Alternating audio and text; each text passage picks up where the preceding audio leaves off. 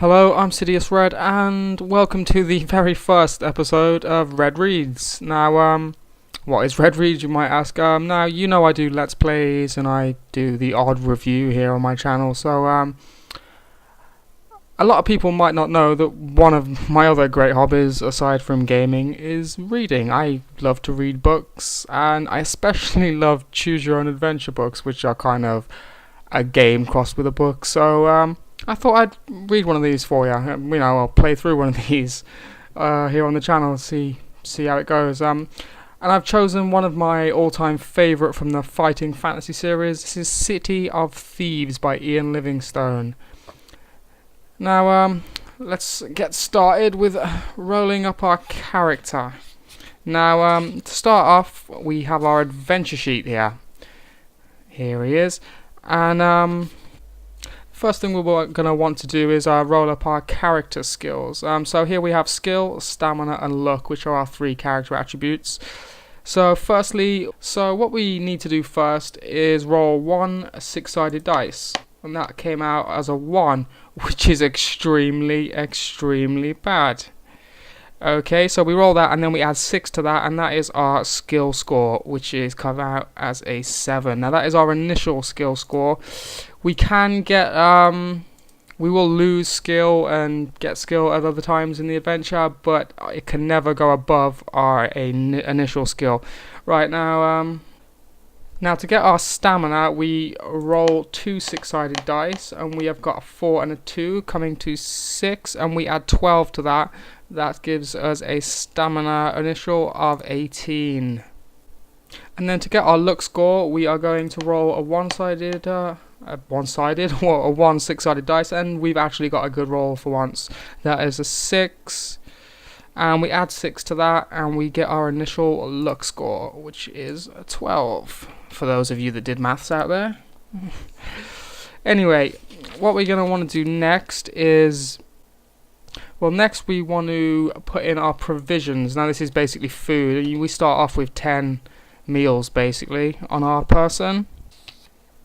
And we also start our adventure with a sword, leather armor, and a shield. Now we also get to choose one of 3 potions. There's the potion of skill, which will restore a skill point, the potion of strength, which will restore stamina points, and a potion of fortune, which will restore luck points and will add 1 to our initial luck score. We've already got a quite good luck score, but we have a very deficient skill, so I am going to get the skill potion. We have the skill potion there, look, which will restore our skill points to the initial. Now then, let's start this adventure, shall we? You are an adventurer in a world of monsters and magic, living by quickness of wit and skill of sword. You earn your gold as a hired warrior, usually in the employ of rich nobles and barons on missions too dangerous or difficult for their own men. Slaying monsters and fearsome beasts in pursuit of some fabled treasure comes as second nature to you. Being an experienced and highly trained swordsman, you allow nothing to stand in your way on your quests. Your success on a mission is always assured, and your reputation is spread throughout the lands. Whenever you enter a village or town, the news of your arrival spreads through the citizens like wildfire, as few of them have ever met a dragon slayer before. One evening, after a long walk through the outlands, you arrive at Silverton, which lies at the crossroads of the main trading routes in these parts. Great wooden wagons, hauled by teams of oxen, are often seen rumbling slowly through the town, laden with herbs, spices, silks, metalware, and exotic foods from far-off lands. Over the years, Silverton has prospered as a result of the rich merchants and traders stopping there en route to distant markets. Its wealth is quite apparent, with ornate buildings and richly dressed people aplenty. But as you enter the town gates, something strikes you as being not quite right. The people look nervous and on edge. Then you notice that all the windows on the buildings have great iron grills bolted over them, and the doors have been strengthened too. Although you prefer your own company to that of others, you decide to stay in Silverton for the night to find out who or what is troubling the people. As you walk down the main street, a single note from a bell rings out from a tall tower ahead. Then a man shouts, almost desperately, "Nightfall! Nightfall! Everybody indoors!" You see people scurrying around with anxious faces and looking surprised when they see you. Across the street you see a tavern with the words "The Old Toad" painted on its signboard. As you enter the tavern, a whisper runs through the locals as they recognize you. Some put down their mugs and stare. You are somewhat surprised that none come over to you to hear tales of adventure. Walking over to the counter, you ask the old innkeeper for a room and a hot tub, but he ignores you and shuffles over to the great oak door, pushing 6 large iron bolts into place. Only then does he turn to you and say quietly, "That will be 5 copper pieces for the room and 1 more for the tub. In advance, if you please." You reach into a leather pouch on your belt and toss the coins on the counter. He hands you an iron key, but at the very moment there is a loud knocking at the door, followed by a voice shouting, "Open up! Open up! This is Owen Caroliff." The old innkeeper shuffles over to the oak door again and slides open the bolts. Then a fat and balding man dressed in rich scarlet robes bursts into the tavern, looking around frantically. He sees you and walks quietly in your direction, huffing and puffing. He is a man certainly not used to haste. You notice great beads of sweat on his forehead in the pale candlelight of the room. As he nears you, he calls out urgently, "Stranger, I must speak with you. Please sit down. It is important I speak with you."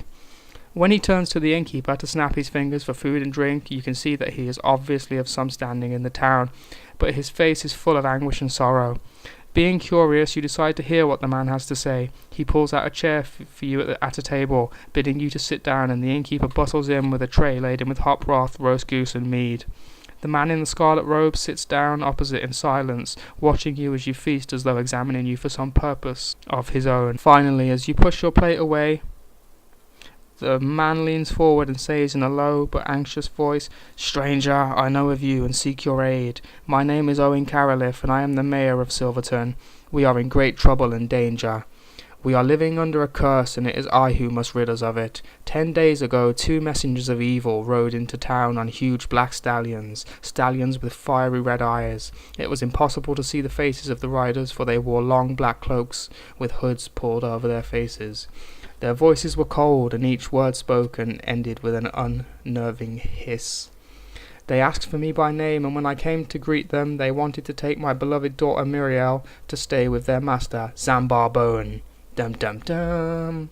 No doubt you know that he is the Night Prince." Of course I refused their demand, and without another word they turned and rode slowly out of the town, heads and shoulders hunched. I knew then that beneath the cloaks were hidden the skeletal and soulless bodies of spirit stalkers. Zambar Bowen always uses them as his messengers, as they will complete their mission or die in the attempt, and they do not die easily. Only a silver arrow through the heart will release those evil beings from their eternal twilight existence. Who knows what it would take to kill Zambar Bowen? Anyway, that same night, after the spirit stalkers left, our troubles began. The Night Prince was angry and determined to harm us. 6 moondogs came, each stronger than 4 men, each with razor-sharp fangs. They stalked through the town, entering homes through open windows and killing the poor people inside. In the morning, we counted 23 dead. So we barred our windows and bolted our doors, yet each night the moondogs return and we are unable to sleep for fear that they might find a way into our homes. Some people are now talking of sending Muriel to Zambar Bowen. Those whimpering traitors, I should have them flogged. But what good would that do? There is but one hope, and that rests with you, stranger. There is a man called Nicodemus, who, for reasons I'll never understand, lives in Port Blacksand. The place is commonly called the City of Thieves, and it is the home of every pirate, brigand, assassin, thief, and evildoer for hundreds of miles around. I think he lives there just to get some peace from the likes of us. He is a wise old wizard, and is unlikely to come to much harm even in Port Blacksand, for his magical powers are great. He alone is capable of defeating Zambar Bowen. He used to be a friend of mine many years ago. We need him, and I beg you to bring him to us. None here dares enter Port Blacksand. You will be well rewarded if you help a stranger. Take these 30 gold pieces for your journey, and take this sword to use and keep." As Owen Caroliff rises, he puts back his scarlet robe, revealing the finest broadsword you have ever seen. He hands it to you, and, touching the edge of the blade, you are surprised to see a droplet of blood fall from your finger. You then examine the marvellously ornate gilded serpents twining round the hilt. You have never wanted anything so badly in your life before. You stand up and hold out your right arm to Owen. He shakes it eagerly, saying, "You must set off at the first light of dawn. The moondogs will be gone by then. I shall be forced to stay the night here also, so let's drink to our destiny and may the gods be with us." For the next hour, Owen talks about your coming journey, explaining in detail how to reach Port Blacksand. Later, you gather up your backpack and furs and climb the wooden stairs to your room. You sleep uneasily despite the security afforded by your new broadsword, as you are more than once woken by the sniffing, scratching and howling of the roaming moondogs outside. By dawn, you are already awake and dressed and determined to reach Port Blacksand quickly to find this man, Nicodemus. As you leave the tavern, a black cat scurries past your feet and you almost trip. A bad omen, perhaps? The walk to Port Blacksand takes you west some 50 miles across plains and over hills, fortunately without any harmful encounters. Eventually you reach the coast and see the high city wall surrounding Port Blacksand and the cluster of buildings projecting into the sea like an ugly black mark.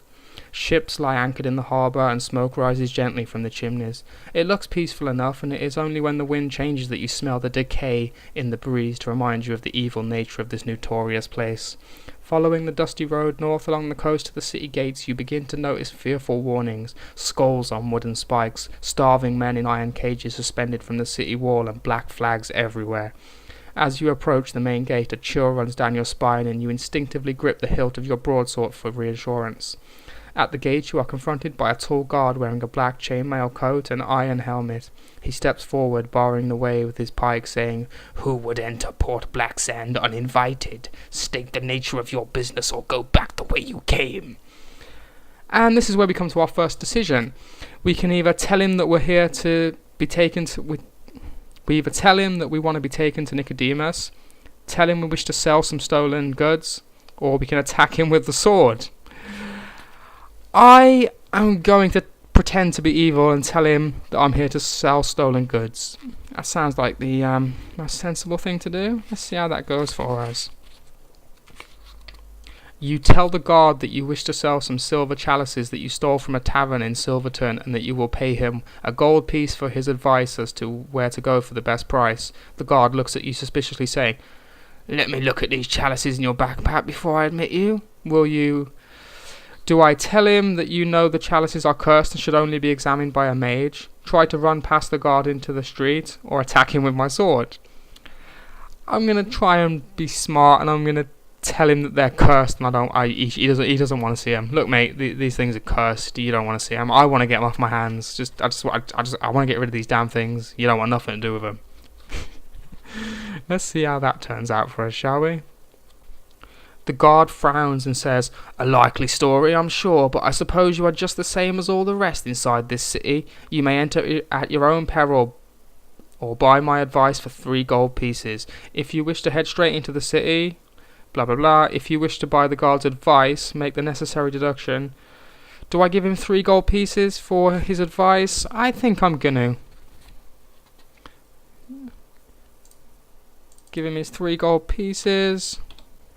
"This city is ruled by Lord Azur, and he is a mean man. When you preside over the chaotic inhabitants of Port Blacksand, you have to be mean, and he's the meanest. I should warn you that if you are found without a pass, you are as good as dead.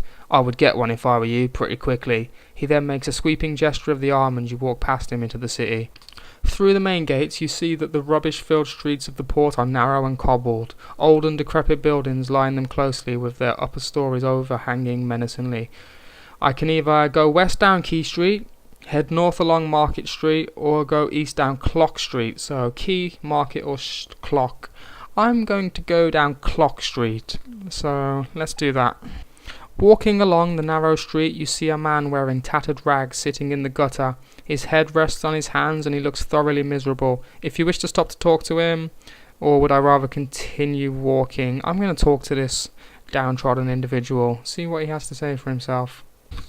As you approach the man, he suddenly springs up and screams at the top of his voice. He produces a dagger from his ragged clothing and leaps at you. His wild eyes belong to a man insane or possessed, and you must fight him. Well, here we go then. This is our first fight, and it is a madman. Now, this is where we use this section, and we are going to feel how his skill and his stamina. His skill is 5, and his stamina is also 5. So, Let's see how this plays out. Okay, so our first combat. Now what we do first is we roll the monsters things. So we roll the 2 dice and it's got 3, and we add the skill, that's 8. Now we roll for ourselves and we have got 7, 8, 9. So we've actually won that, which means we have knocked 2 points off of his stamina. Wait, yeah, 2, so that goes down to 3. And now we start over again. Now we do the monsters roll. He has gotten, Jesus, he's got an 11 plus his skill, that's 16. We're not going to beat that, I doubt. Ours is 9 plus 7. They're exactly the same. In that situation, we just start over. We both missed. So we roll for the monster. He's got an 8 plus his skill, so that's a 13. Then we do ours.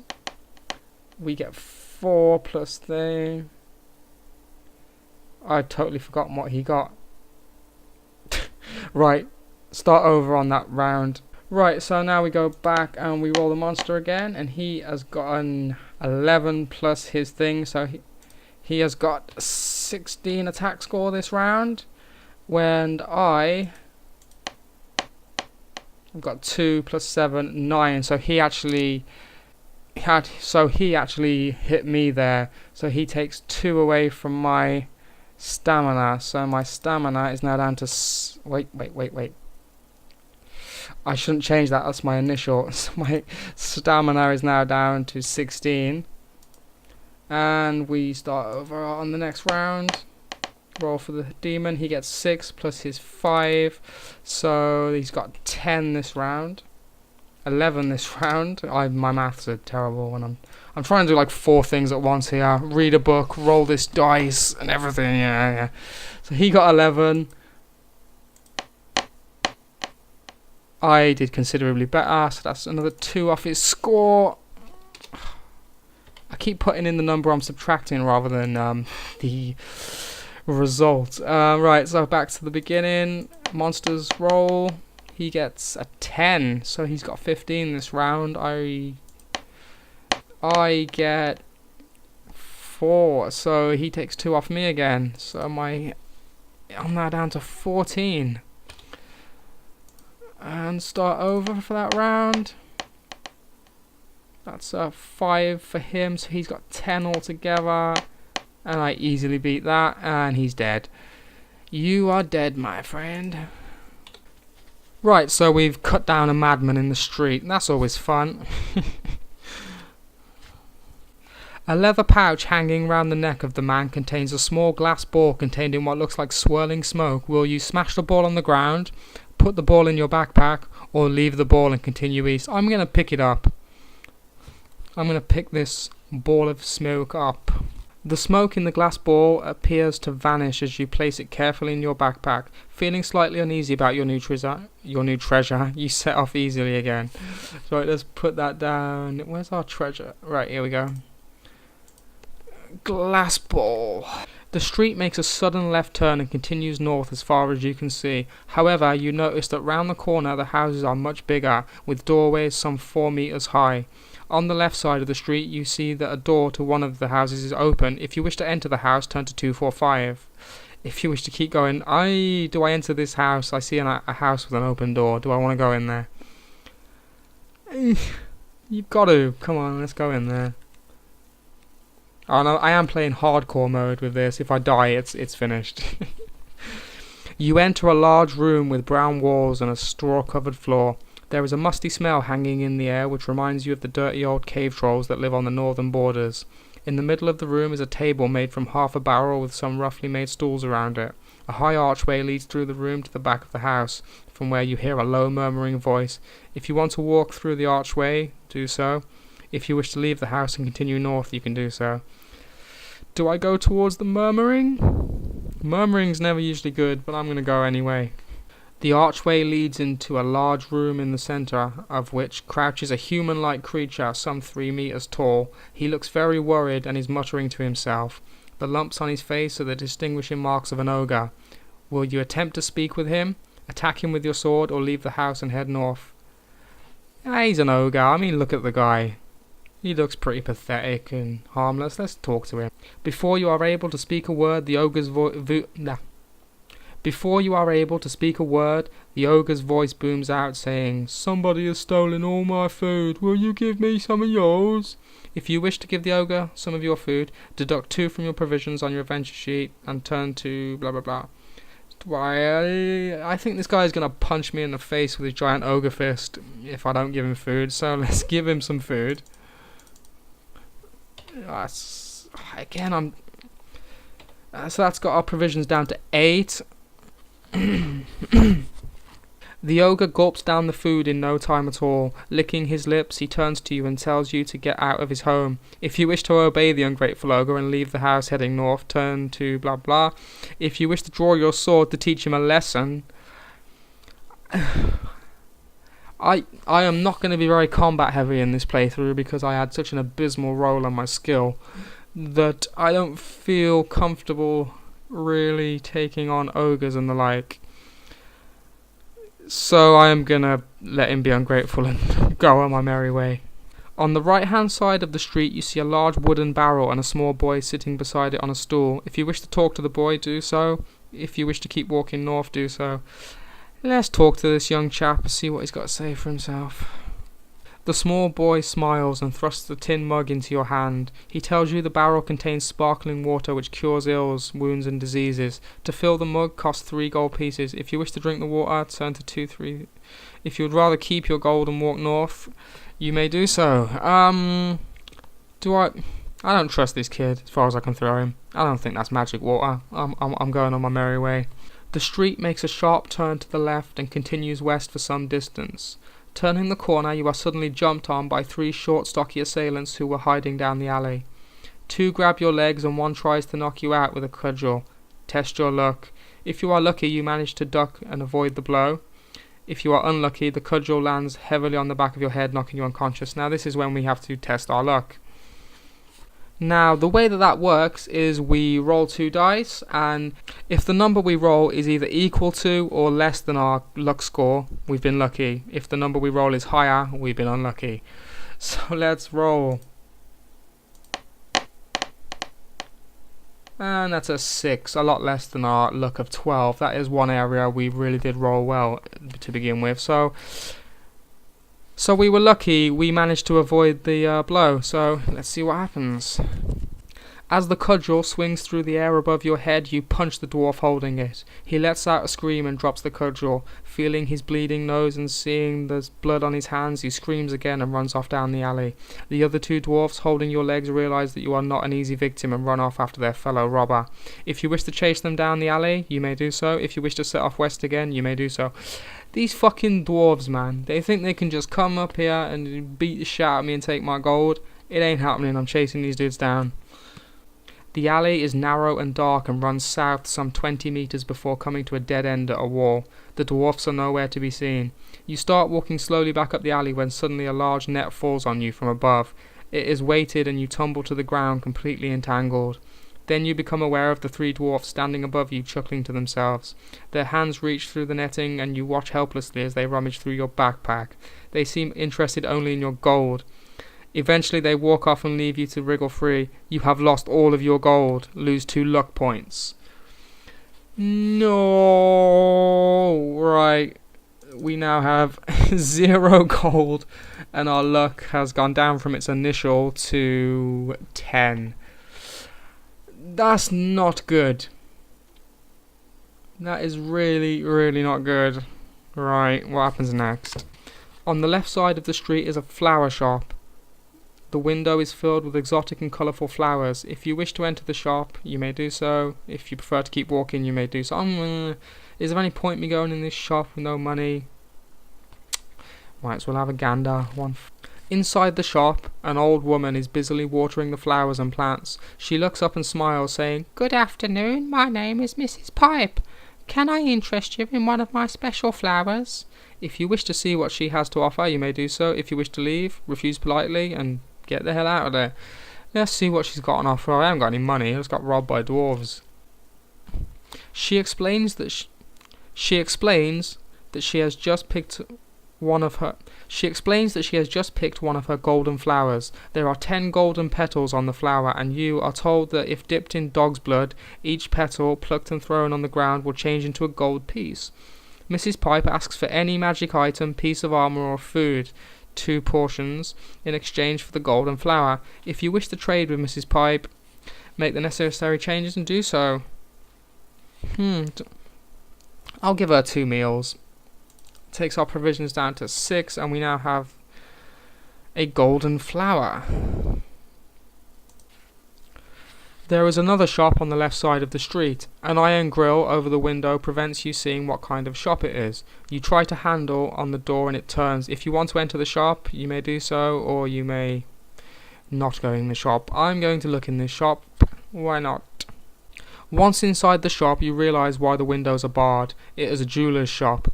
Standing behind the glass counter is a huge bald-headed man with an eye patch covering his left eye. He gives you a welcoming smile, but the sight of his ugly mouth with its few black-stained teeth does not inspire confidence.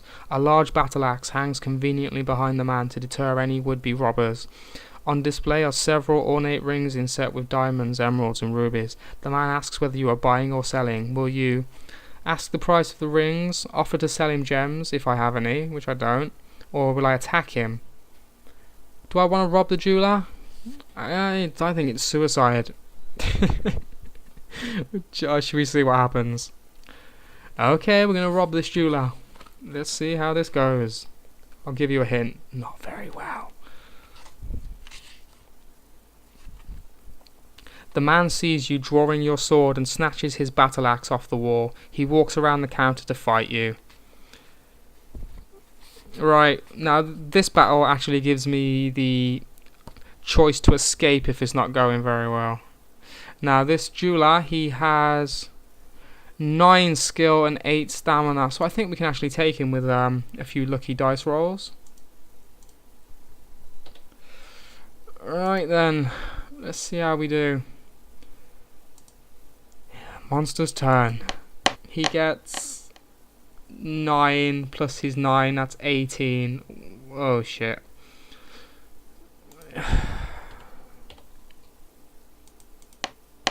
And we get 7 plus 7, we get 14. Motherfucker. So we lose 2 health. We're down to 12. Right. He gets a 4 to his 9 is 13.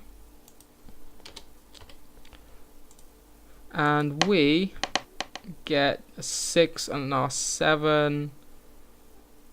That's the same, isn't it? 6. It's 13 again, so start over the round. He gets 7 to his, that's a 16. And we get 10 to our 7, so we actually do damage that time. That's it, got his health down to 6. And back to the monster's roll. He gets 8. Added to his 9 is 17. And we get 6. That's not good. We get 13, so we've lost another 2 health. We're down to 10. We might actually die in this encounter. Monster roll again. Oh god, he's rolling like a beast. He gets 11 to his 9, so he's got 20 that time. Jesus, we can't physically beat that. Oh yeah, we can't, even if we roll perfect 6s, we can't beat that.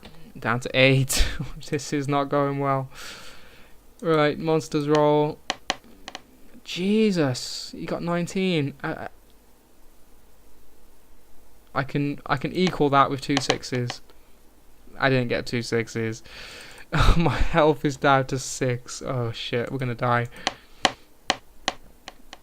7 for the monster. That brings his thing up to 16 for his attack score, and our roll is 7 plus 7, which is 14. Wah, wah, wah. Our health is down to 4. Back to the monster's roll. He is rolling such good numbers and I'm getting shit. He's got an 8. He got 17 that time. Shit. We really got screwed over rolling such a bad skill score in the beginning. Right, he's got 17. We've got 9 plus 7 is 16. Right, if we lose this round, it's over. We are dead. He gets a 6 added on to his 9. That's a 15. Whereas we get... Oh, we get 10 plus our 7 is 17, so we actually won that one. That's got his health down to 4. Could we just about bring this back, maybe? Oh, I've just remembered. I've got my potion of skill. I just realised what I've done. I picked up the skill potion when I should have gone for the stamina. Damn it. Right, his turn. Low numbers, low numbers. He got a 6 added to his thing. That's 15 again. Well, oh, come on. 6 to our 7 is 13. Boom. He smashes us in the face with his battle axe and our head falls to the ground. That's not in the book. That's just my own interpretation. So yeah, that is the death of our character right there.